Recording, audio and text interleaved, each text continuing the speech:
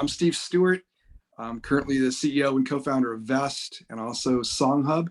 My background's in music. I managed a band called Stone Temple Pilots from 1990 through 2000. Made 5 records with them, had another 25 artists signed to major labels and publishers during that period. So I'm very familiar with the record industry structure, a lot of the pain points that artists themselves feel, and a lot of the inefficiencies in the royalty collection systems and in moving forward with, developing artists' careers. Michael Patterson's our guest today, who is an amazing, amazing human being. He's, like I was saying earlier, he's very tough to get a hold of. So I'm super happy to have him here on short notice. He's got a very, very deep background in music production, both mixing and producing. Worked with a number of artists you guys will know. I'll let him introduce himself in a second. And then our topic is monetizing in the metaverse. And we're going to take a look at where things may be today and where they might go, and some of the opportunities and potentials that lay before us. So, Michael, why don't you introduce yourself, please? Thank you for having me, Steve. And Daryl, I'm honored to be here.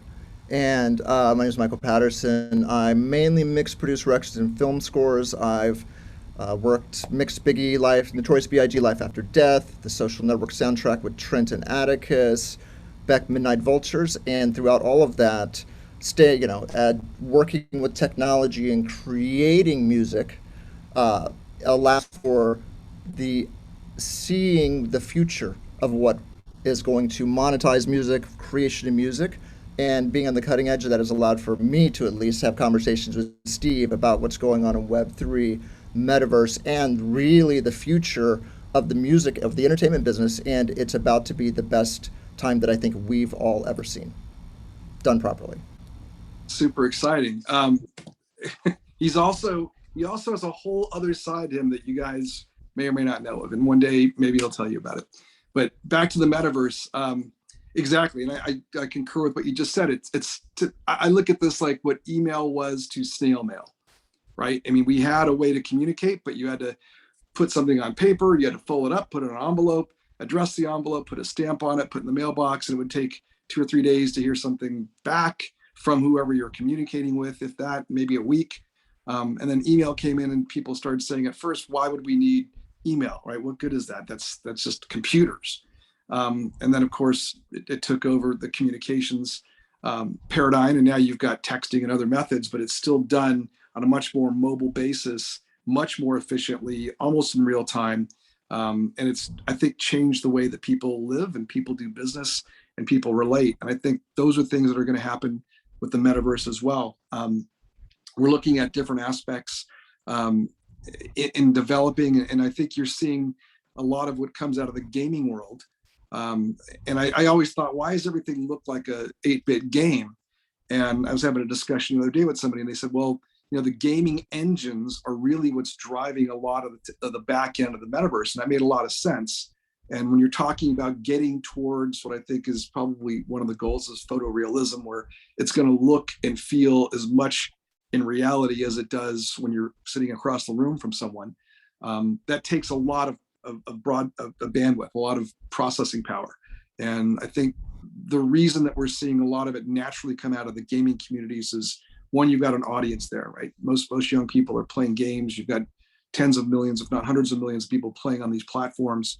But two, the underlying software technology behind those games lends itself to this high bandwidth, high usage, interactive metaverse that we're seeing built out. So what do you think about that, Michael? I'm just asking. I mean, I know you're avidly in this space, but is that something that you agree with? Do you think that there's going to be other technology and methodologies coming in, or do you think it's really going to be game-based for a while? I think, well, game-based, the fascinating thing about games is games are community. I think about running around in the summer, which I would not do right now because it's too hot, running around in the summer to my friend Jeff's front yard where we played football after school. And it's about bringing people together. And when I think about the rate of adoption of technology, think about where Atari 2600 was in 1982 and where we are now. And when you think about rate of adoption of like the vacuum cleaner was first introduced in like 1940, and it 100% of the houses in 1980. That's 40 years. And when you think about where we will be 40 years from now with the things that happen, I say this in the 8-bit way of information. What did I just see? On Twitter, there was a family at a restaurant, and there was a little projector in the middle that projected what the menu, what the food looked like on the table in front of them. But everyone was complaining because it looked 8-bit. But at some point very soon, that's going to look like your food, and you will swipe through it and decide, and you will not, be able to. I mean, you'll be able to know that it's not the food, but it'll be pretty close to what is there as far as depth and space. And you're like, that's what I want. That's the mood I want. And when you look at the rate of adoption of tablets, it's straight up.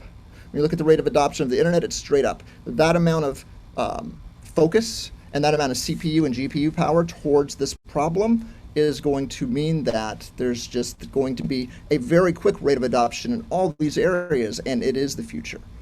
And I say that because in 30 years, most of America will be dealing with 125-degree temperatures. You're not going to go outside. You're going to want to have the community within it, and this is only a growing area.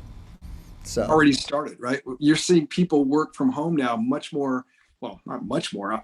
I would say the majority of Americans that aren't in the direct service industry are probably working some portion of the week from home, which they weren't, 2 or 3 years ago. You're seeing yeah, companies even like Apple, where they're trying to get employees back into the building. They got the nicest office probably in the world, arguably, but no one yeah. wants to go back. So you're right. People are going to have little areas in their home. They're going to live their lives out of those areas in a much more expansive and expressive way. I remember the movie Surrogates, right? I always refer to that because you watch. I remember the first time I watched it, I saw Bruce Willis. Bruce Willis looks pretty good. And then throughout the development of the movie, you realize that's Bruce Willis's avatar, who's living Bruce Willis's life in this movie, and he's just Mhm. laying on the couch in a big blob, and everybody's out of shape, pale, pasty, laying on their easy chair, living their life through their avatars. Which this movie's what, 30 years old, 25 years old, I think, and it was very, very, I think. Prophetic in the way that it's looking at where we might be going very soon.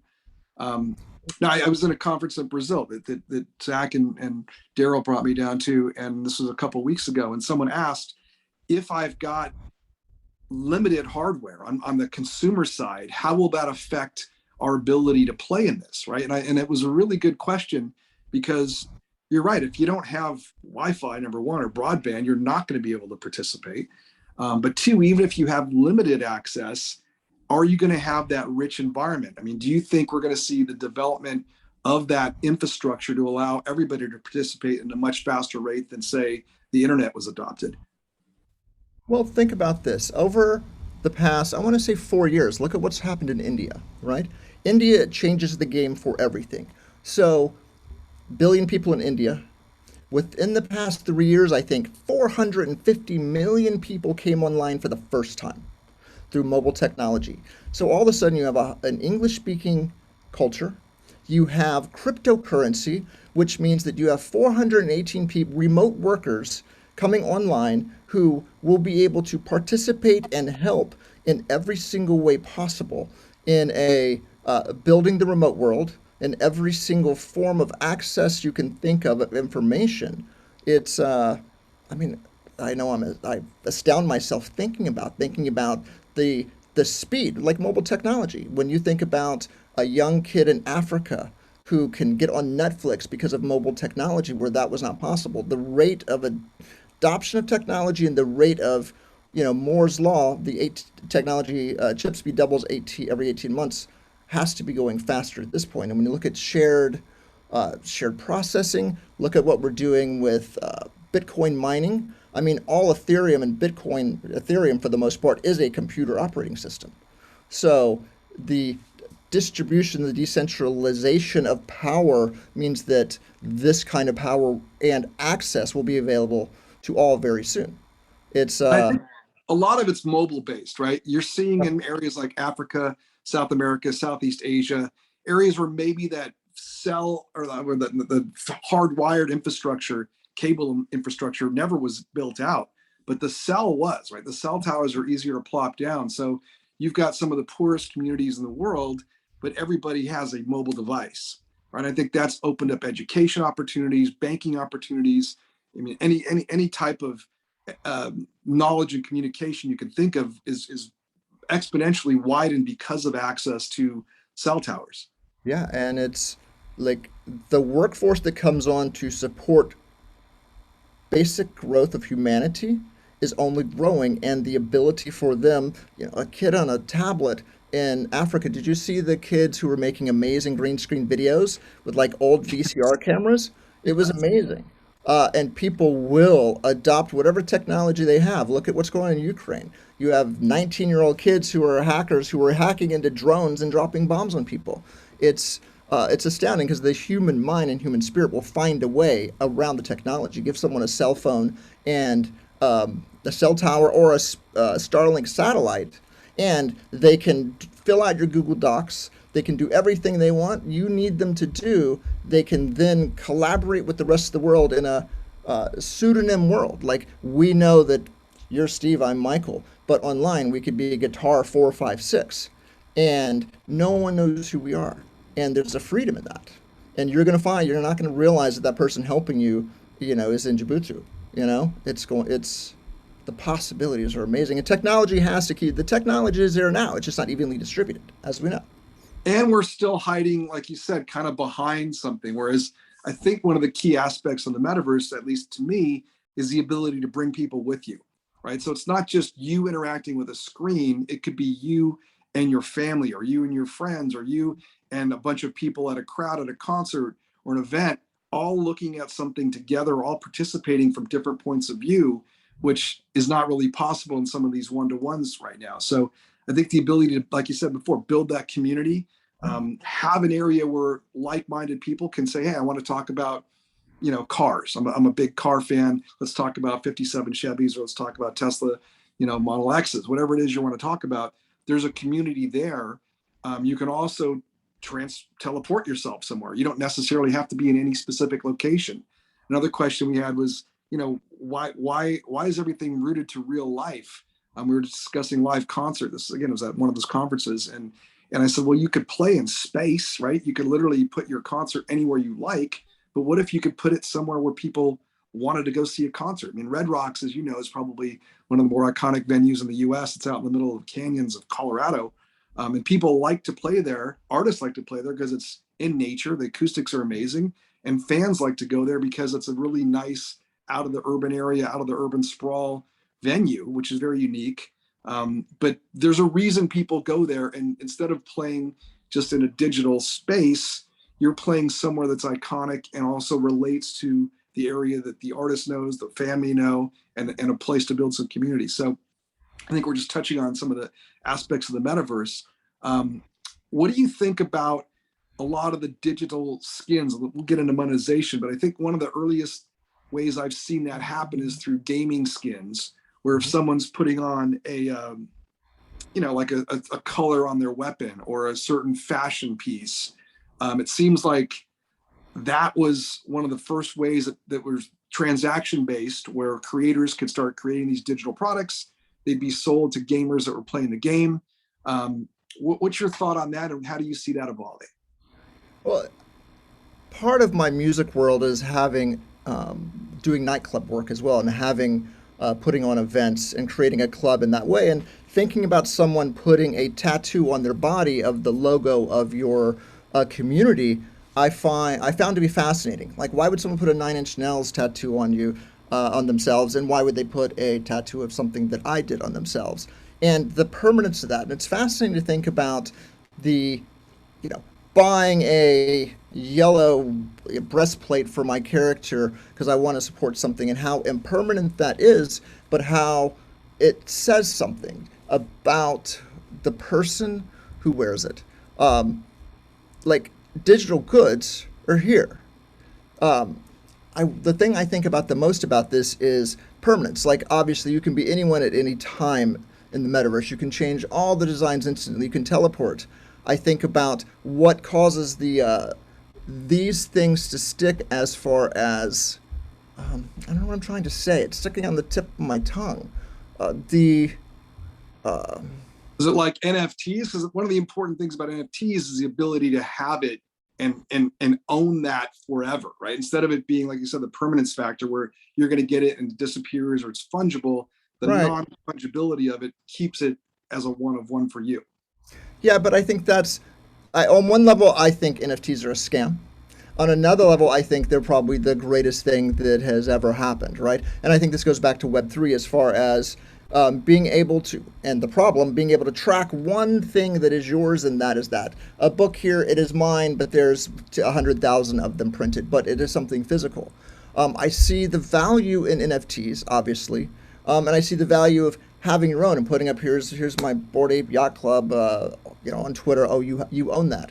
In the end, we wear Balenciaga and we put it out there because we want to look cool or seem cool. It makes us feel a certain way. This is obviously the interesting thing. If I can go to Dolly and I can type in, let me feel this way, I want this world around me. If you're in the metaverse and all of a sudden you can have that world around you, move into I'm putting on my yellow breastplate or my red breastplate. In the end, all of this is about creating, ideally, the world that we live in that makes us comfortable. And there's never, in a consumer society, there's no better place to be in than an instant digital world where you can buy and sell music, art, clothes, real estate. And for anybody that flew over their head, Dolly is a technology brought by, I think it's called OpenAI, Yeah. and they just made it public, or at least, and I was fortunate to get on the beta, so I know what you're talking about. But you could literally type in any string of words, and the AI will build and supposedly create a unique visual representation of what you just put in. So you could say purple cat in outer space, and literally in a minute, up will come a purple cat in outer space, and then another 12 or 6 or 12 purple cats in outer space that you could modify, change. But it's taking the collective intelligence of the internet and searching and putting together the elements. And the more detailed instructions you give it, the better it will meld to what's ever in your head. But that's really interesting for Metaverse, because if you, like you said, you want a comfortable space and you like dark curtains and you like granite countertop and you like, white carpet, whatever it is that you like, you can make that happen almost immediately in real time and live in that space, and then flip a switch or push a button and you'll be in a whole entire other space that you can create just from throwing out a couple of keywords. And think about the monetization of that. If you think about there was an art competition in Chicago where an AI art piece just won, and there's an uproar over it. But the piece is beautiful, and it's this futuristic, but Middle Ages. Like we went to the future and we were back to the Middle Ages, and there was this beautiful. It was almost like a Yes album cover. But if I could create that, hit that button, and have that instantly feel around me, and instantly the sound of something and the song of something, like I would be in that place all the time. But also, as the creator, the purple was it the purple cat idea? The purple cat idea, as the average person, this is really cool, Dolly. Screenshot, instant, put it on Printful, put it on Shopify. As the average creator, I don't actually need to create. I think about in the best way possible, working with Puffy back in the day and towards the adoption of where everyone had a tablet. You would see a security guards over in the corner and they'd be making beats to try to be like, hey, this is a cool beat, right? And it takes one level, the processing of the computer takes one art out of it, but it's about feel.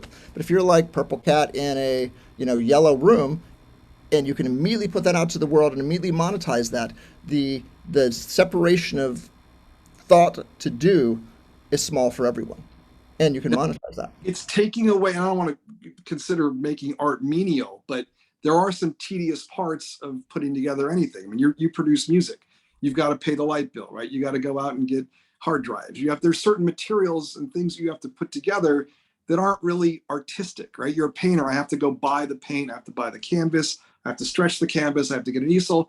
Those are parts of the creative process that aren't necessarily creative.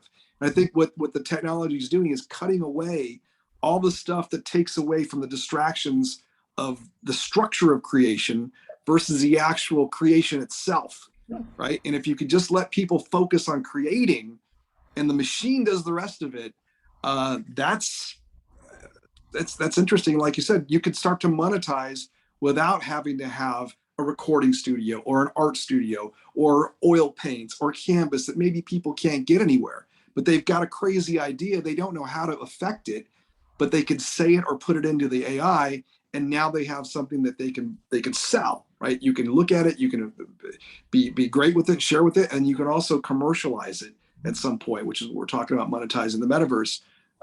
That opportunity is wide And open. I as mean, within the Web3 world, from the instant of creation, there's a tracking. There's a way to track royalties in every possible way that that could be used, even in a someone took a screenshot of something and used it.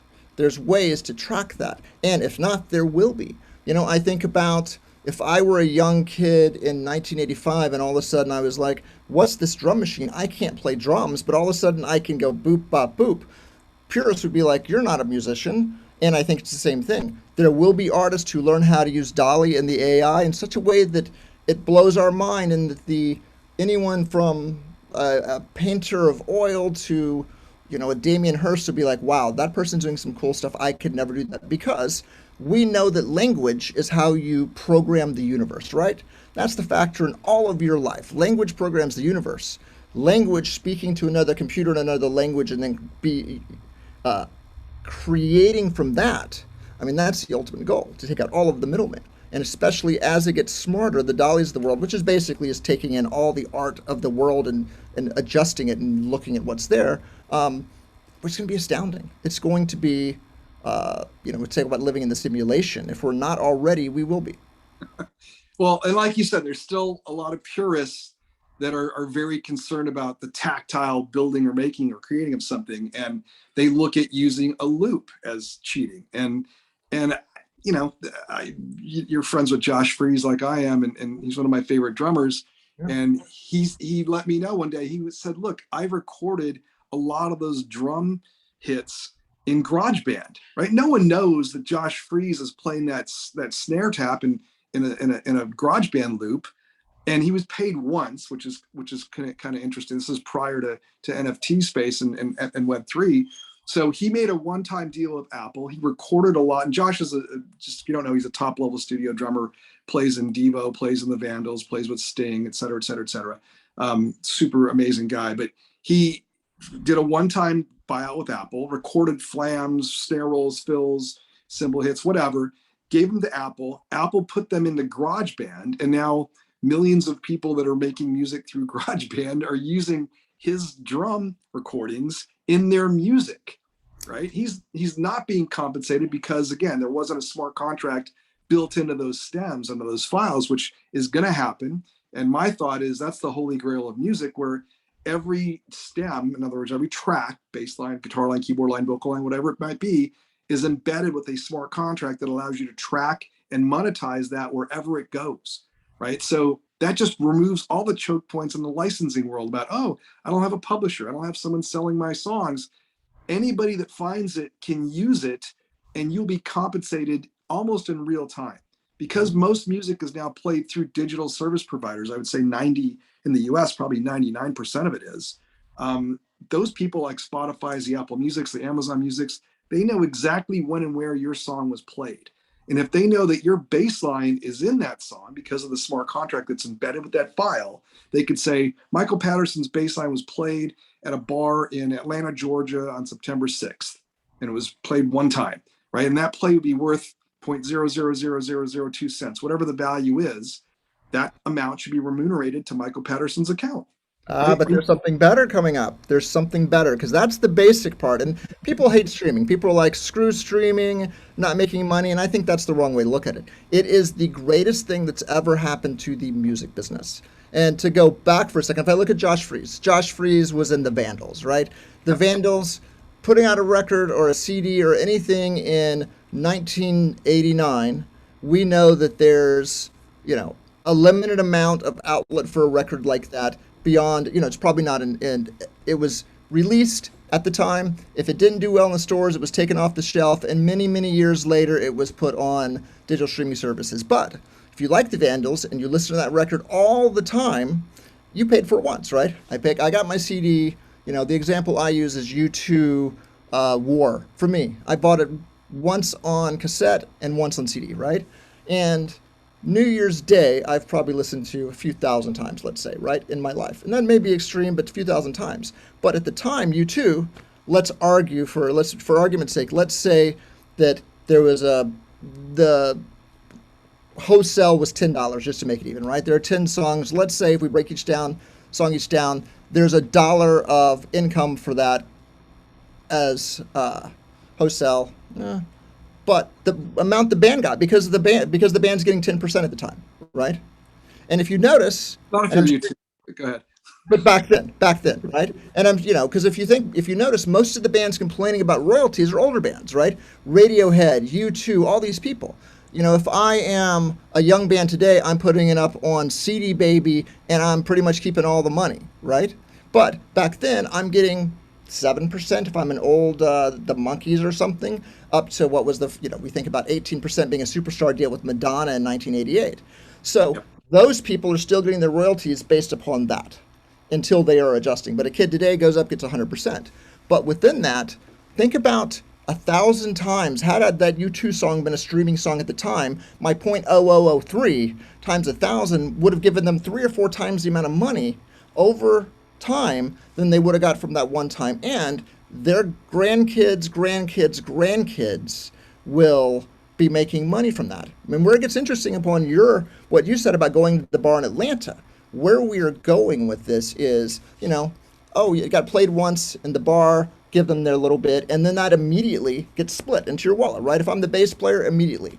And because people have less money to make records, more and more people will get a percentage, right? The assistant engineer will get .0004 of the Steve coin when it, whatever that performing rights organization ends up being, whether it's an audience type thing or something else. The great thing about that is in the bar, it's not just one play. It's going to be tracked. If I walk in that bar and there's 300 people in there, there's going to be a Shazam-like device on your phone that is always recording. And some people may have issues with that, but in this case, let's assume it's cool and works, so that it's not just my .003, I'm getting it times the 300 people in that place. If that same thing happens at the Super Bowl, not just the licensing, but every person that heard that, every device that picks it up is paying that .003. And why would I do that? Well, it also knows that I listen to Dave Matthews Band or I listen to Emma Ruth Rundle, and I will get an airdrop of something from Emma Ruth Rundle. So it is it's a relationship that should go back and forth that will make money for everyone, because then I am, and the average person, then I'm selling my Emma Ruth Rundle NFT on Decentraland for something, and because money is just energy. Ethereum is just energy. And there's a way that so much is about to be created that I don't think that it's going to do for the business what CDs did. But more than that, it go to the labels. It will go to everyone. And I've always said music's the most undervalued, value prop in entertainment, right? Your favorite book you might read 2 or 3 times. Your favorite movie you see 2 or 3 or 4 times. Your favorite song, like you said, War. I mean, I can name songs I've listened to thousands of times, Thousands. literally. Yeah.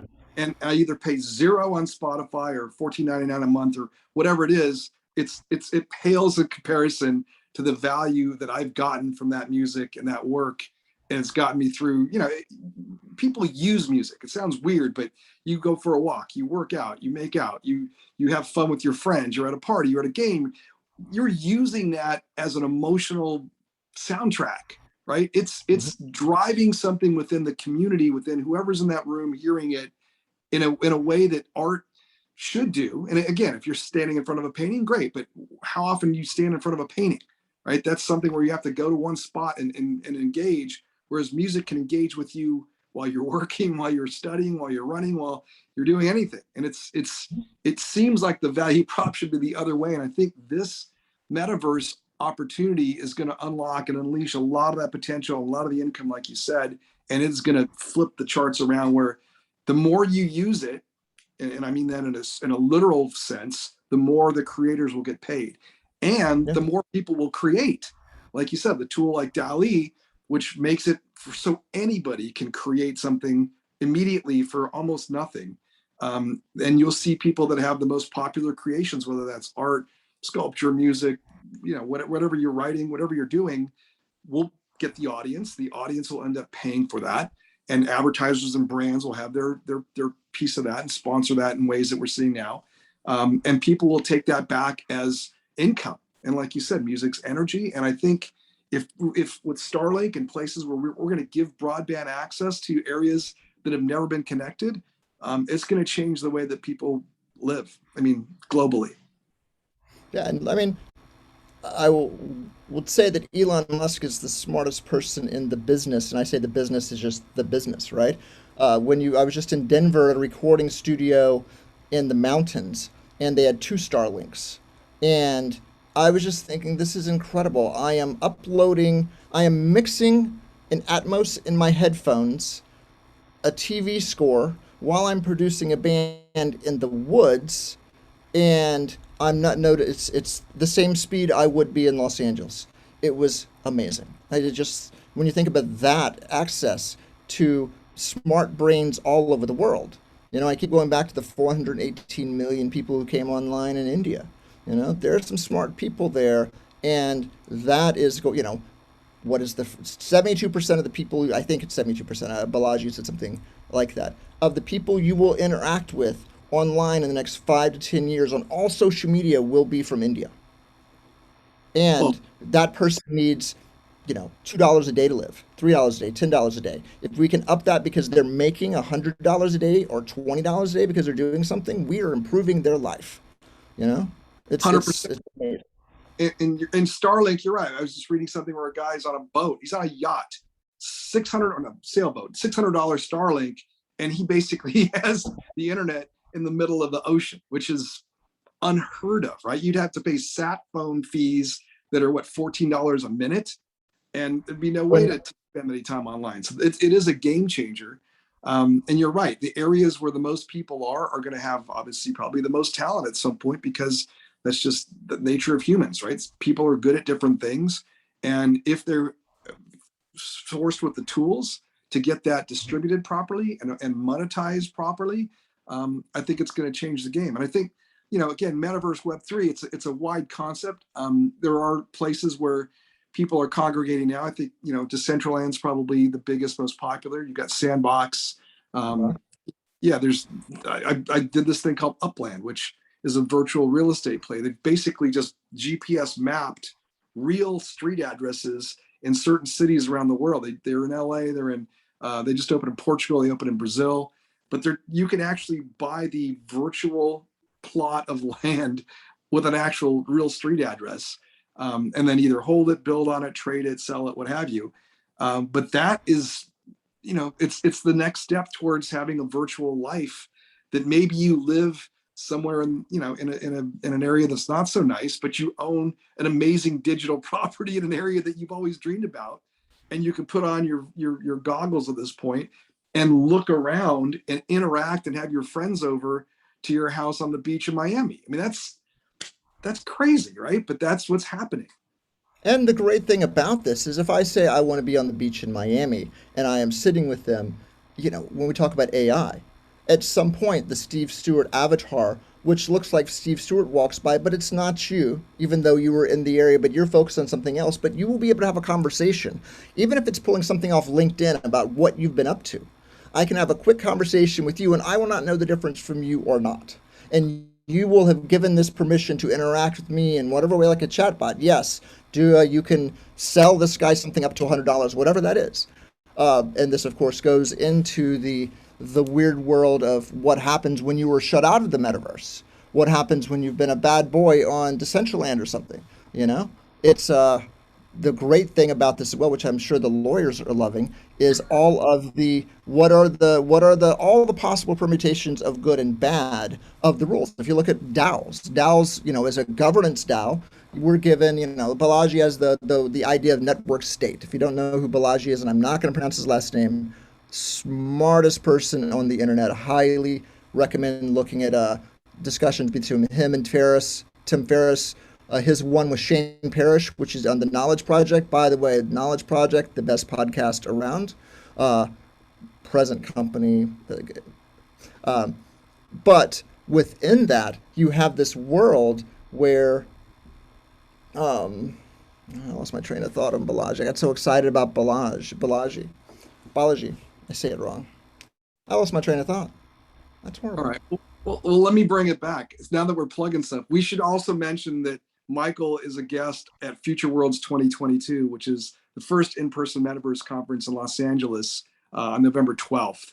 So if you guys are interested at all, it's futureworlds.co. You can get tickets there. We've got about 25 panelists, at least as smart as Michael, but I would say Michael's probably the top, I don't know, third percentile, second percentile maybe. Thank But you, if you Shanna. hear from him, he's going to be live in person, and you'll be able to ask questions and come up and see him if you'd like. But one of the brilliant minds in the music and tech space. And I think, you're hearing a lot of ideas being thrown around, and some of this may be too fast and maybe too slow, but it will give you an opportunity to pick and look at different things in the fashion world, in the virtual real estate world, in the music and art world. Like you just touched on, the IP rights world. There's a whole panel on IP rights with a bunch of attorneys, because I think rights are going to be a major issue in many of the metaverse Mhm. aspects that no one's even thinking about. You're starting to see with NFTs where people are selling things they don't really own, or buying something they think they own and they don't really own it. Guess what? Once you're in a virtual space where you are picking stuff out of the air and sticking it in your wallet, there's going to be a lot of issues with who owns that, and how do you put that value where it's supposed to be, creator wise and consumer wise. So Well, consumer wise, when you think about, for me, the beautiful thing about the consumer is I'm in my Oculus and I'm walking through Target and or the Amazon store, and I'm able to look, touch, feel, play, and then it shows up at my house. But within that world, the AI is obviously knows the kind of people I want around me, the music I want around me. This is part of the problem. Instead of being influenced by outside sources, the playlist creator at Target or Anthropology, you are creating your own world and you're shutting yourself out. But within that, the ability to go through these worlds and transfer from this ether to real life. I ordered a phone because I grabbed it and played with it and it shows up in my hand. This is where the metaverse is much like AR.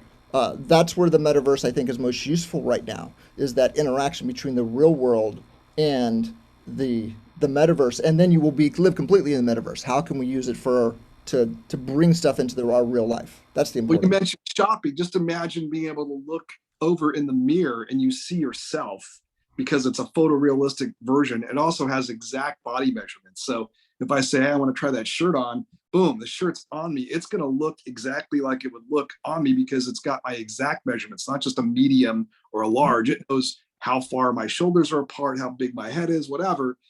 And then you'll say, hey, I like this digitally. I also, by the way, would like a physical product. You'll click, it'll appear on your doorstep tomorrow or within a couple hours, but you'll be able to have that in your digital wardrobe and wear that to any event, any show, at school, at work, wherever you're going to go in the metaverse. So the retail aspect, especially in fashion, because as you may know or can imagine, producing a line of clothing is expensive, right? You've got to build it. Generally, you have to run 10,000 at a time to make any kind of money. You've got to have a huge labor force that can physically make those things manually. I mean, some clothes are made by machine, but a lot of the stuff is hand sewn. You've got to store it somewhere in a warehouse. You have to ship it somewhere. You've got someone taking inventory in different sizes. What a logistical nightmare compared to, oh, I designed this.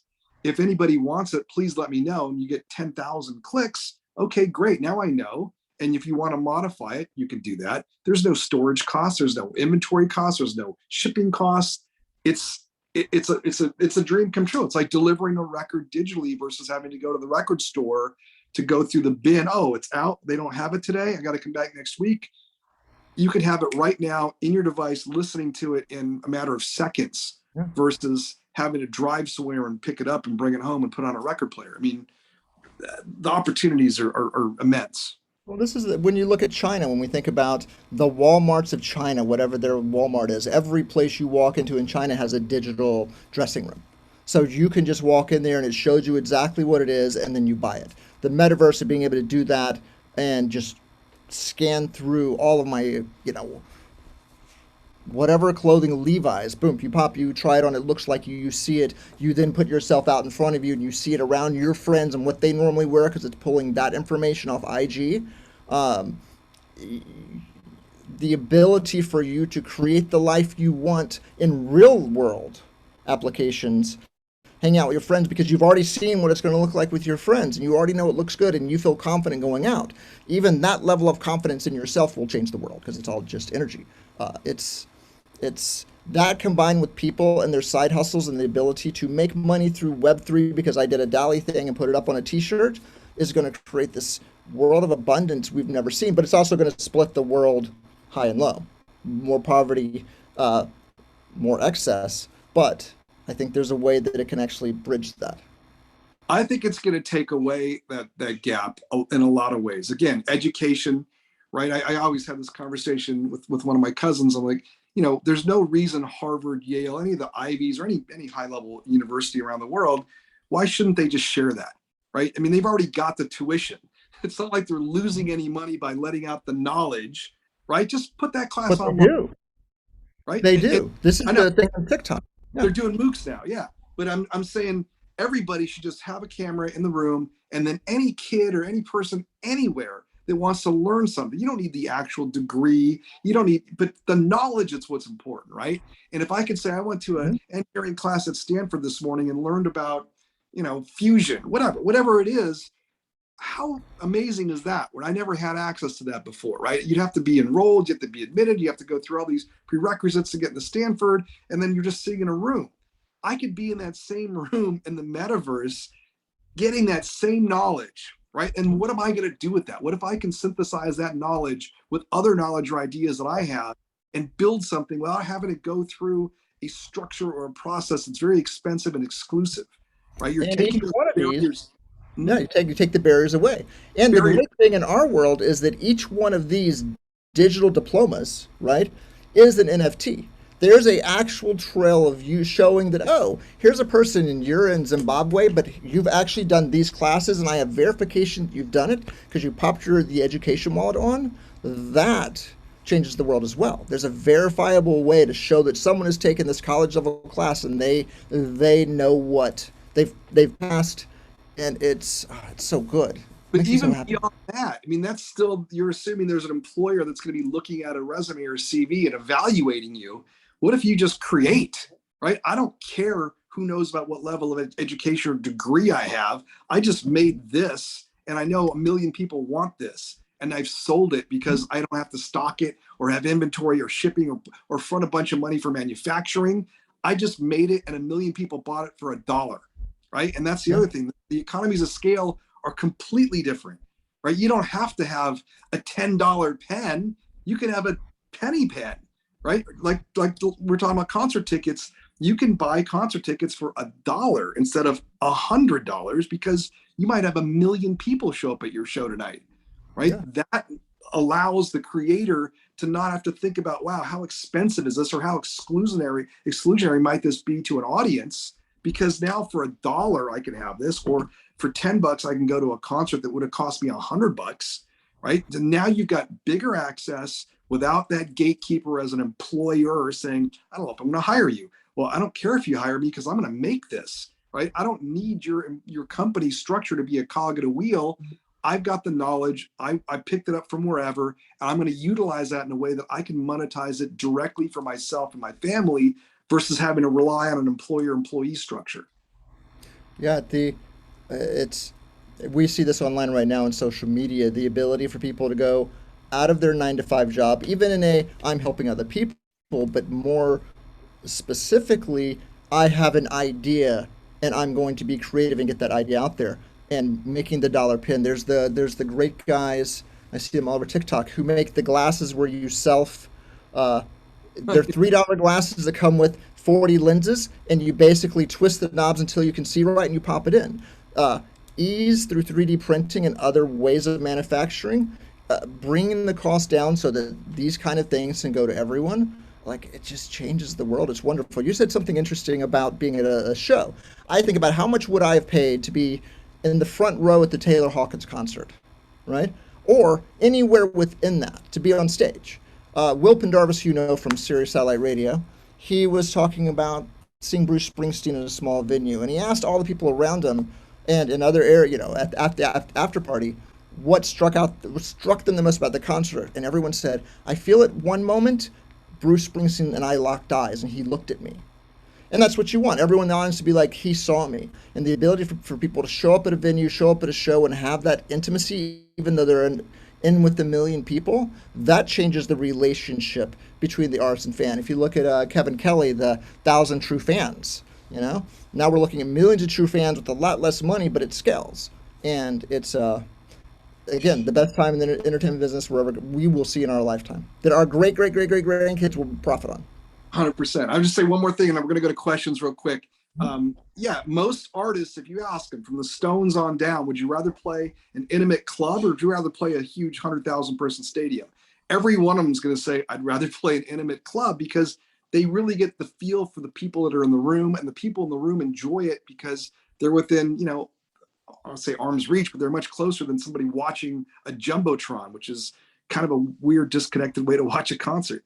But I think that's the kind of opportunities the metaverse brings, that intimacy, that community building where you can actually interact with the audience on almost a one-to-one, almost real time, almost real photorealistic interaction is going to change the way we live. Daryl, I think, is going to hop back in and help us with some questions and answers here, and happy to answer anything you guys have. Yeah. Yeah, we're getting really short on time, but I want to actually ask a question. So at South by Southwest this year, the big focus was body scanners and holograms, and like you stand in front and in 2 minutes they scanned you and bam, there's a hologram and they can change your appearance and likeness and no problem at all. I've been doing websites for a long time, and I remember early days of websites. So I remember where people like, that's not going to take off, and that's websites. And part of the issue was the technology was dial-up telephones. You had to have a modem. It was very slow. I remember waiting 15 minutes to just get the login page for Hotmail, and then log in and wait 15 minutes to get one email, and then my 30 minutes at the cafe was up and I didn't even get a chance to answer that email. And then where I found there was a big tipping point, websites were all about geeks. It was the geeks who made it and who was interested in it. But when MySpace came and actually opened it up so that anybody could have their own place on the web, it just exploded. And then the geeks were geeking out blinging up their MySpace pages, and it was like, how do you do that? I just did some code, and geeks were cool. So I feel we're almost kind of going through a similar type of cycle, but much faster. How long do you think it's going to be where an actual platform comes out where anybody can be on the metaverse and be as easy as almost like that MySpace era? I mean, I'll jump in super quick. I think we're 12 to 18 months out from something like that. Like you said, it's happening much faster. There are certain places now where you can buy a piece of land, you can build something on it. It's still wonky and it's not photorealistic yet. You've got to, if you want that, you got to hire a separate set of devs and build that kind of custom. But you're right. The minute you can make it accessible for the masses, it's going to be a huge tipping point. What do you think, Michael? I think so, and I think that when we look at things like Google Glass and the Alexa Ray-Ban glasses that will, we're going to go through a period where AR is going to be the gateway drug into that because of technology, right? I am on Decentraland, but I'm on my computer having to do that. But the second you can sit there and you're looking, you're like, oh, I see what this can be. Let me go further in, and that 12 to 18 months is completely accurate. Like, it's astounding over the next 4 years what's going to happen. But it's going to be in little baby steps to drag people into that. I mean, the fact that Facebook is rebranded as Meta, that's it's the biggest social network in the world.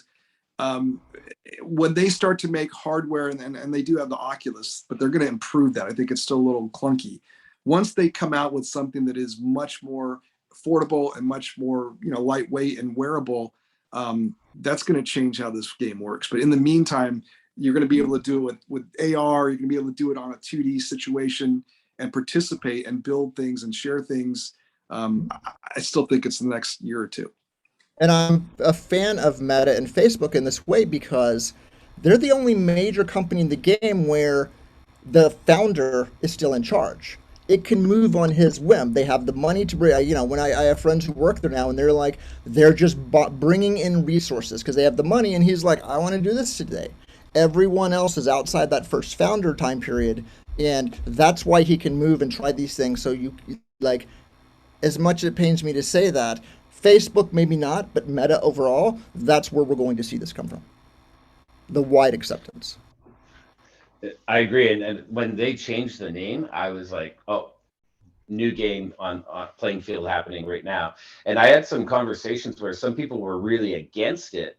And you've heard me say this about cassettes, Steve. It's like when they made that choice of no cassettes, the industry pushes forward whether you like it or not, and you move forward with it or not. And I feel that that's what Meta slash Facebook has that opportunity to do. And where the argument I was having is something like, oh, I will never do that. I'm like, well, what if Facebook disappears and it is Meta and the only option is you're in the metaverse? And I think that that's what's going to happen. Would you agree? It's strong enough because all your family and friends are in there, right? And if you said, look, you're now in isolation, you can't talk to any of your family, your friends on Facebook, you're gonna pound the street and go riot, right? So how do we do that? Well, guess what? You now have a Meta account. In fact, I just switched my Oculus from the Facebook login to a Meta login yesterday, which they just made available. I don't know if it's outside the US yet, but in the US, you can now don't have a Facebook requirement for the Oculus. You can sign up as a Meta account user for the Oculus. So I think that's the first step in building this so everybody can access it. But yeah, I think you're spot on. Does Timberlake still own MySpace? Didn't he buy Who bought MySpace? He bought a piece of it. Yeah, it was an investment company, but Timberlake was one of the major investors, from my understanding. Sorry, my brain's like, how can they adjust for this time? It should be my Meta.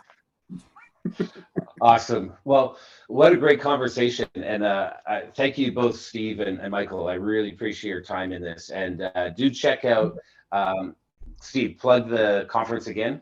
So futureworlds.co, futureworlds.co.